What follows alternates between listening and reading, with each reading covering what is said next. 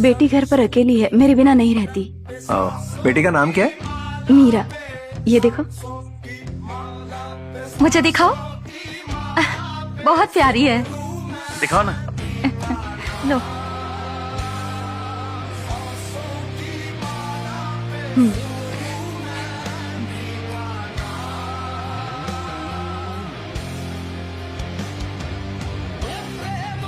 इसीलिए कह रही हूँ भाई, सही वक्त पर शादी कर लेते तो तुम्हारे भी बच्चे होते।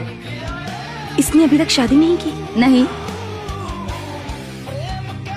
एक घुमक्कड़ से अपनी बेटी की शादी कौन करवाएगा? तुमने अभी तक शादी क्यों नहीं की?